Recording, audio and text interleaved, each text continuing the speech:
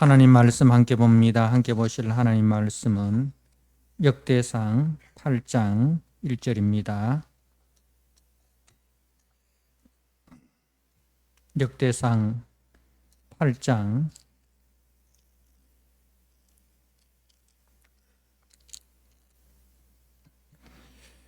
1절 주신 말씀을 봉독드립니다. 베냐민이 낳은 자는 맏아들 벨라와 둘째 아스벨과 셋째 아하라와 넷째 노하와 다섯째 라바이며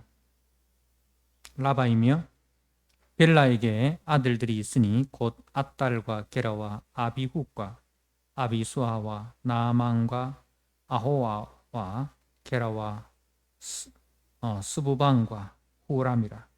에후스의 아들들은 이러하니라. 그들은 게바 주민의 우두머리로서 사로잡혀 마나하스로 갔으니 곧 나만과 아히야와 게라이며 게라는 또 우사와 아히훗을 낳았으며 사라임은 두 아내 후신과 바아라를 내보낸 후에 모압 땅에서 자녀를 낳았으니 그의 아내 호데스에게서 낳은 자는 요박과 시비아와 메사와 말강과 여우스와 사가와 미르마이니 이 아들들은 우두머리이며 또 그의 아내 후심에게서 아비둑과 엘바알을 낳았으며 엘바알은 아들들을 에벨과 미상과 세메시니 그는 오노와 롯과 그 주변 마을들을 세웠고 또 부리아와 세마이니 그들은 아얄론 주민의 우두머리가 되어 그들이 가드 주민을 쫓아냈더라. 아히요와 시삭과 예레목과 스바랴와 아락과 에델과 미가엘과 이스바와 요한은 다 부리아의 아들들이요 스바랴와 무술람과 히스기와 헤벨과 이스무레와 이슬리아와 요밥은 다 엘바알의 아들들이요 야긴과 시그리와 삽디와 엘리에네와 실르데와 엘리엘과 아다야와 브라야와 시무랏은 다 시무이의 아들들이요 이스방과 에벨과 일리엘과 압돈과 시그리와 하난과 하나야와 엘란과 안도디아와 이부드야와 분우엘은 다 사삭의 아들들이요 삼스레와 스하랴와 아달랴와 야레시아와 엘리야와 시그리는 다 예로함의 아들들이니 그들은 다 가문의 우두머리이며 그들의 족보의 우두머리로서 예루살렘에 거주하였더라. 기브온의 조상 여이엘은 기브온에 거주하였으니 그의 아내의 이름은 마아가며 장자는 압돈이요 다음은 술과 기스와 바알과 나닥과 그돌과 아히오와 세겔이며 미글롯은 시무아를 낳았으며 그들은 친족들과 더불어 마주하고 예루살렘에 거주하였더라. 네엘은 기스를 낳고 기스는 사울을 낳고 사울은 요나단과 말기수아와 아미나답과 에스바를 낳았으며 요나단의 아들은 무리바알이라. 무리바알은 미가를 낳았고 미가의 아들들은 비동과 멜렉과 다레아와 아하스이며 아하스는 요앗다를 낳고 요앗다는 엘레멕과 아스마웻과 시무리를 낳고 시무리는 모사를 낳고 모사는 비느아를 낳았으며 비느아의 아들은 나바요 그의 아들은 엘르아사요 그의 아들은 아셀이며 아셀에게 6 아들이 있어 그들의 이름은 이러하니 이 아스리감과 보그루와 이스마엘과 수아라와 오바댜와 하나니라 아셀의 모든 아들이 이러하며 그의 아우 에색의 아들은 이러하니 그의 맏아들은 울람이요 둘째는 여우스요 셋째는 엘리벨렛이며 울람의 아들은 다 용감한 장사요 활을 잘 쏘는 자라 아들과 손자가 많아 모두 150명이었더라. 베냐민의 자손들은 이러하였더라. 아멘. 예, 오늘 8장은 이제 베냐민 자손의 계보입니다. 오늘 1절에서 28절 그리고 29절에서 40절 이렇게 두 단락으로 나눌 수가 있는데 이제 1절에서 28절까지는 거주지 중심의 지도자들에 대해서 제 말씀을 하고 있고 29절에서 40절은 사울의 족보에 대하여 기록을 하고 있습니다. 이 베냐민 지파는 이제 그 유다 지파와 함께 남쪽 유다에 속하였고 그리고 이제 귀환 이후에도 이제 그 예루살렘을 재건하는 그 일에 이제 대표적인 그 역할들을 한 참 귀한 그 족보입니다. 가문입니다. 우리가 앞에서 이제 7장 6절에서 12절에서도 이제 그 베냐민 지파에 대해서 말씀을 우리가 보았습니다.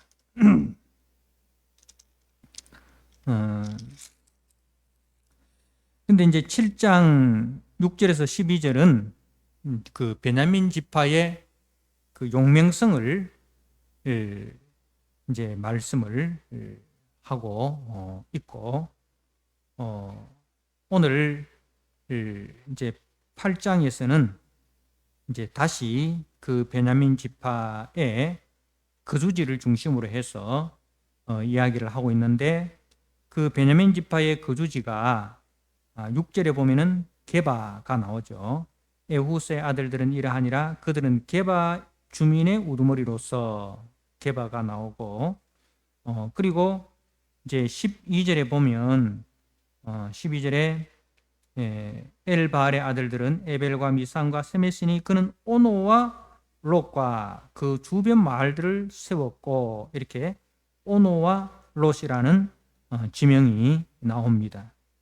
그리고 13절에는 또 부리아와 세마이니 그들은 아얄론 주민의 우두머리가 되어 이렇게 아얄론이라는 지명이 나옵니다. 그리고 28절에 그들은 다 가문의 우두머리며 그들의 족보의 우두머리로서 예루살렘에 거주하였더라. 그렇게 이제 그 베냐민 지파가 거주했던 지명들이 나오는데 이 지명들은 다시 느헤미야 11장에 가면 베냐민 지파의 귀한 자들, 바벨론 포로에서 돌아온 자들이 정착하였던 곳입니다. 그러니까 베냐민 지파는 귀환을 하여서 자기 옛 조상들이 거주했던 그곳에 다시 정착을 하였다. 그렇게 볼 수가 있죠. 자, 우리가 특별히 이 베냐민 지파의 족보에서 보면 이제 악행을 행한 자들과 선행을 행한 자들이 나오는데 6절에 보면 에훗의 아들은 이러하니라.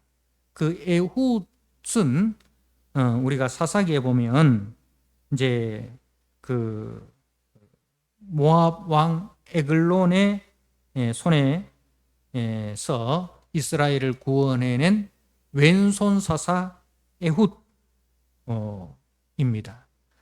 대부분 학자들은 이 에훗이 바로 그 에훗을 이야기한다라고 보고 있습니다.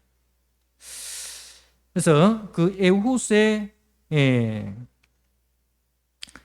아들들 중에서 이제 그들은 게바 주민의 우두머리로서 사로잡혀 마낫으로 갔으니 곧 나만과 아히야와 게라이며 라고 되어 있는데, 이제 이 이야기는 무슨 이야기인가 하면 이제 그 베냐민 지파 에훗의 자손들이 이제 게바 지역의 우두머리가 되어 가지고 이제 주민들을 마낫으로 강제 이주를 시켰다. 포로를 끌고 가듯이 그렇게 이제 끌고 강제 이주를 시켰다. 그런 이야기입니다. 그러니까 이제 이 에훗의 그 자식들이 이제 게바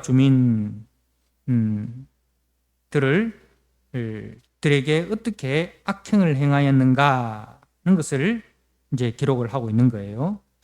자, 그리고 8절에 보면은 사하라임이라는 사람이 나옵니다. 사하라임이라는 사람이 나오는데 이 사람에게는 두 명의 아내가 있었습니다. 후신과 이제 바라라는 그 두 명의 그 아내가 있었는데, 그런데 내보낸 후에라고 되어 있어요. 내보낸 후에 내쫓았다 이 말입니다. 그 두 명의 부인을 내쫓아버렸다. 그리고는 어떻게 했느냐? 모압 땅에서 자녀를 낳았으니, 모압 땅으로 가서 이방 나라인 모압 땅으로 가서 자녀를 낳았는데, 그 모압 땅의 아내가 누구냐? 9절에 그의 아내 호데스에게서라고 되어 있어요. 그래서 이제 모압 땅에 가서 호데스라는 여자를 아내로 취하여서 거기서 이제 정착하고 자식들을 낳았다는 거예요. 그러니까 이 사하라임이라는 이 사람의 악행, 본처인 두 아내를 내쫓은 후에 모압에 가서 이방 여인과 결혼을 해가지고 이제 자식들을 낳았다는 거죠. 그런데 거기 보면 이제 호데스에게서 낳은 자는 요박과 시비야와 메사와 말감과 이렇게 나오죠. 그러니까 이제 호데스에게서 낳은 자식들의 이름은 보면 메사와 말감이 있습니다. 이 메사는 모압 왕의 이름이고 말감은 모압이 섬기는 우상의 이름입니다. 그러니까 이제 모압 여인을 취해서 자식을 낳았는데, 이 자식들은 그 이름에서 보듯이 다 불경건한 자들이었습니다. 다 불경건한 자들이고, 그리고 이제 이들의 그 자손들이 더 이상 기록이 되어 있지 않습니다. 반면에 11절에 보면 또 그의 아내 후심에게서, 이제 본처인 후심에게서 아비둑과 엘바알을 낳았으며 하고 되어 있고, 엘바알의 아들들은 이렇게 쭉 나오고 계속해서 그 자식들의 이름이 나옵니다. 그러니까 이제 그 본처인 후심에게서 난 자식들이 대대로 이렇게 번성하는 그 모습을 이제 우리에게 보여주고 있죠. 그리고 그 이제 후심에게서 난 아들들 중에 아들들의 이름의 뜻은 다 신앙적인 이름의 뜻을 가지고 있습니다. 그 중에 이제 이 엘바알이라는 이름은 하나님은 역사하신다라는 이제 이름을 갖고 있고, 이 엘바알의 아들들의 이름이 이제 계속해서 기록이 되고 있는데, 거기서 오노와 롯과 그 주변 마을들을 세우고 또 아얄론 주민의 우두머리가 되고, 그러니까 이제 그 하나님께서 주신 기업을 계속해서 정복해 나가는 그 이야기를 하고 있는 거죠. 그러니까 이들은 이제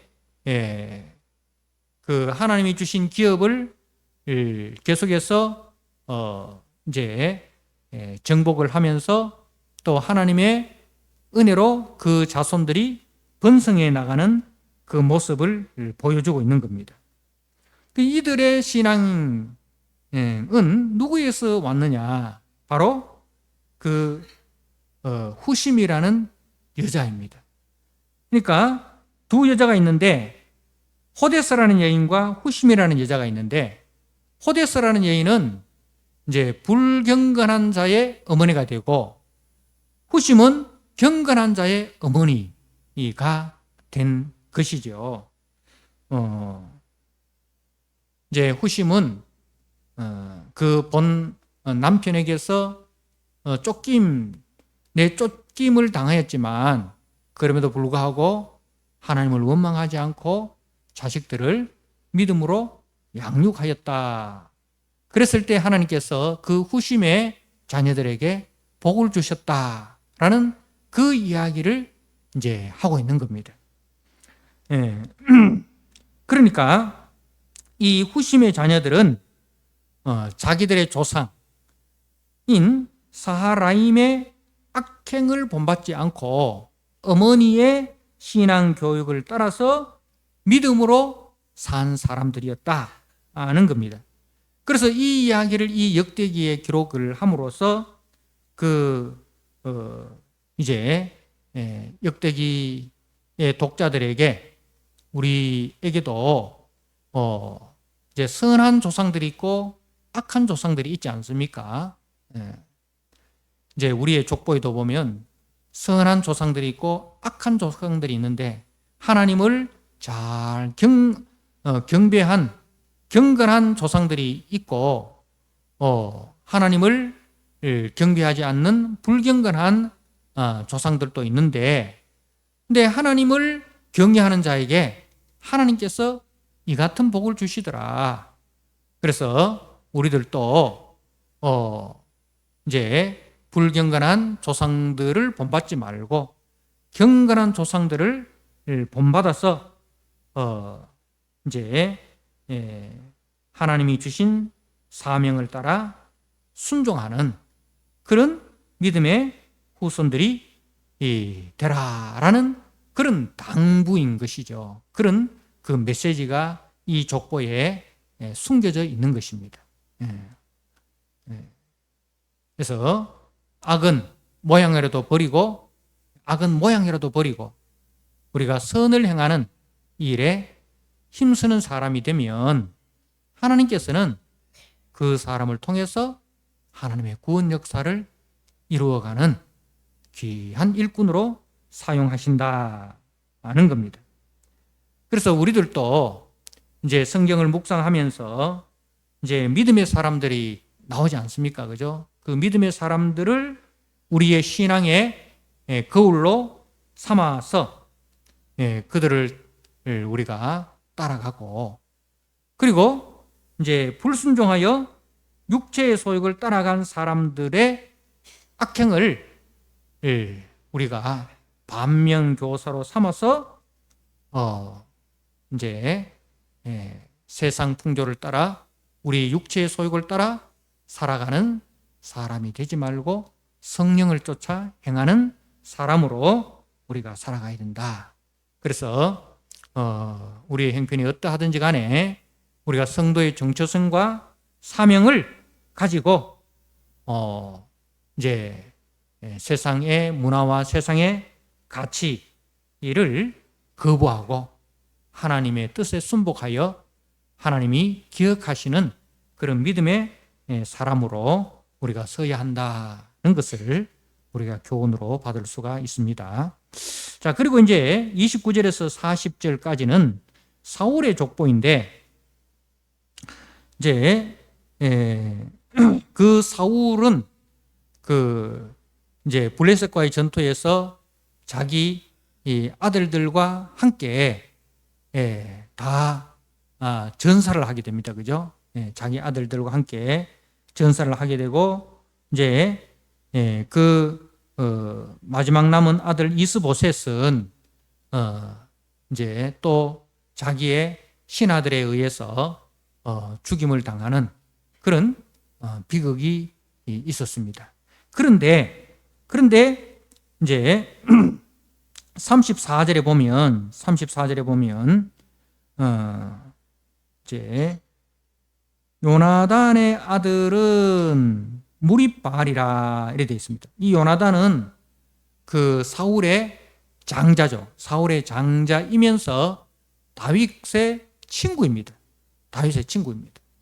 근데 이 요나단은 이제 아버지 사울을 본받지 않고 오히려 하나님의 기름 부음을 받고 하나님 앞에 신실하게 살아가는 사울이 대적으로 삼는 다윗의 절친한 친구가 되고, 그리고 그 다윗과 언약까지 맺습니다. 하나님의 뜻이 이 다윗에게 있다는 것을 알고, 이제 다윗이 아버지의 원수요, 또 아버지의 원수는 곧 자기의 원수가 되는 거예요. 그죠? 사울의 뒤를 이을 자가 누굽니까? 아들 장자인 요나단이지 않습니까? 그런데 이제 이 다윗이 아버지의 대적이 되니까 하나님의 뜻이 다윗에게 있으니까 다윗 또한 자기의 경쟁자가 되는 거죠. 그럼에도 불구하고 다윗은 요나단은 하나님의 뜻 안에 순종합니다. 자기의 이익을 따르지 않고 하나님의 뜻에 순복하여 다윗을 차기 왕으로 인정하면서 이제 내가 죽고 난 이후에라도 우리 자손들을 잘 돌봐줄 것을 이제 그 부탁을 하는 거예요.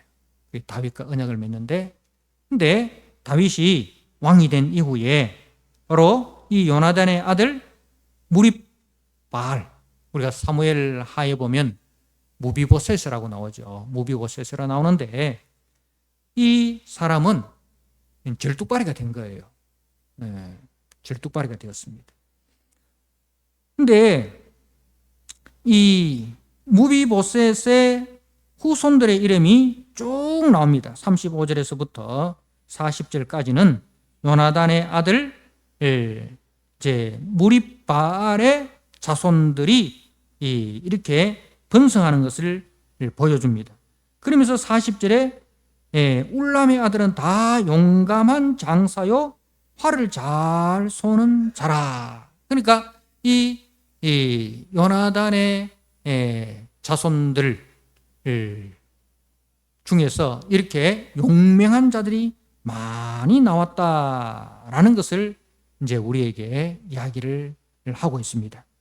그러니까 사울의 왕족은 몰락했음에도 불구하고 요나단의 자손은 번성하였다는 거죠. 그 이유가 어디에 있습니까? 바로 요나단의 믿음 때문에 그런 거고, 그리고 다윗이 그 요나단과 맺은 그 언약을 신실하게 지켰습니다. 그래서 이제 요나단의 아들 무리바알을 자기의 그 밥상에, 왕의 밥상에 같이 먹을 수 있도록 그렇게 하고, 그리고 사울의 그 기업을 이 무비보셋에게 다 넘겨주는 호의를 베풀죠. 그래서 이제 이 무비보셋도 또 아주 겸손합니다. 다윗이 압살롬의 반역으로 인하여 도망을 갔을 때 이제 자신이 그 다윗이 무사히 돌아오기를 기도했고, 그리고 이제 그 종이 이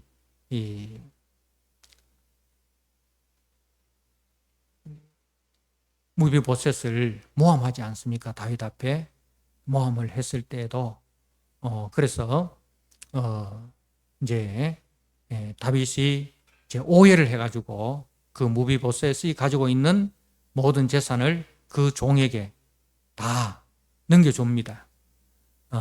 그리고 나중에 이제 이 무비보셋의 진심을 알게 되었을 때에 다윗이 재산의 절반씩을 이제 종과 무비보셋에게 나누도록 하는데, 근데 무비보셋은 자신은 재산에는 관심이 없고 왕이 무사히 돌아온 것으로 족합니다. 그렇게 겸손하였습니다. 그러니까 이제 이것을 통해서 하나님께서는 그 조상들의 죄로 인하여 후손들을 벌하지 않는다는 거죠. 사울의 죄로 인해서 그 사울의 후손들을 벌하지 않고 오히려 이제 조상의 선행, 요나단의 선행에 대해서 후손들을 복주시는 은혜로우신 하나님이시다는 것을 보여주는 거죠. 우리 하나님은 이제 조상들의 죄로 인해서 후손들을 벌하시는 분이 아니라 오히려 조상들의 선행에 대하여 후손들에게 복 주시는 분이시다.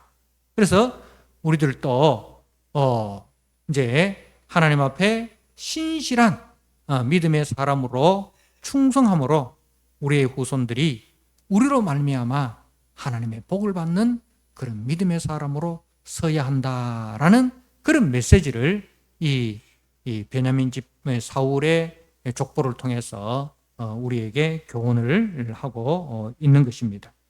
그래서 이제 이 베냐민 지파의 족보를 통해서 이제 1차 독자들에게 주시는 교훈, 그리고 우리들에게 주시는 교훈이 무엇인지를 우리가 곰곰이 생각하면서 이제 어떠한 행편에서도 이 후심처럼 그리고 요나단처럼 이제 주어진 환경을 원망하지 말고 그 환경 속에서 오직 믿음으로 살고 또 자녀들을 믿음으로 양육하고 하나님 앞에서 경건한 삶을 살아가면 하나님께서는 그 믿음의 사람들을 통해서 그 자손들을 번성하게 하시고, 그리고 그 자손들을 제 믿음의 자손으로 하나님께서 복을 주신다는 것을 이제 우리에게 말씀하고 있습니다. 그래서 우리가 이 말씀을 통해서 악은 모양이라도 버리고, 그리고 우리가 이 세상 속에서 하나님의 사람으로 반듯하게 서서 신앙의 참 지조를 잘 지켜나가므로 우리의 자손들이 우리로 말미암아 하나님의 은혜와 또 하나님의 사랑을 많이 받는 그런 우리 믿음의 선배, 믿음의 조상의 계보를 만들어가는 저와 여러분 되시기를 주님의 이름으로 축복합니다. 아멘. 하나님 아버지, 오늘 베냐민 지파의 족보를 통해서 특별히 이 후심이라는 여성과 또 요나단이라는 귀한 믿음의 사람을 저희들이 만나게 됩니다. 하나님, 후심은 남편에게 내쫓김을 당하였지만 그러나 환경을 원망하지 않고 자녀들을 믿음으로 잘 양육하였고, 그리고 그 믿음의 자녀들이 자신들의 삶의 자리에서 하나님 앞에서 충성되게 살고 그리고 그 자손들이 번성하게 되는 은혜를 우리가 보게 됩니다. 하나님 아버지 또한 요나단이라는 그 인물은 아버지 사울과의 인정에 끌리지 않고 하나님의 뜻이 어디 있는가를 알고 그 하나님의 뜻에 자신이 순종하여서 그 아들 무리발이 다윗으로부터 귀한 대접을 받고 그리고 그 무리발의 후손들이 번성하여서 용맹한 하나님 나라의 일꾼으로 세워지는 은혜를 받는 것을 저희들이 보았습니다. 하나님 아버지, 이것이 역대기 독자들에게 큰 은혜가 되었듯이 오늘 저희들에게도 큰 은혜가 됩니다. 하나님, 우리들도 항상 믿음의 조상들의 그 삶을 우리가 본받고 우리의 형편과 우리의 환경이 어떠하든지 간에 그 속에서 하나님의 사람으로 우리가 반듯하게 서게 하여 주시고 하나님 앞에서 신실하고 사람에게 긍휼을 베푸는 그런 사람으로 우리가 세워지게 하여 주옵소서. 그리하여 하나님 앞에 우리가 칭찬받고 또 우리의 자녀들이 우리의 신앙을 본받아서 믿음의 거목으로 자라나는 그런 귀한 역사가 있게 하여 주옵소서. 우리 교회 속에 그러한 믿음의 가문들이 많이 씌워지고 또 우리 교회 속에 믿음의 거목들이 많이 양육되어지는 은혜가 있게 하여 주옵소서. 예수님께 하신 이름으로 감사하며 기도드리옵나이다. 아멘.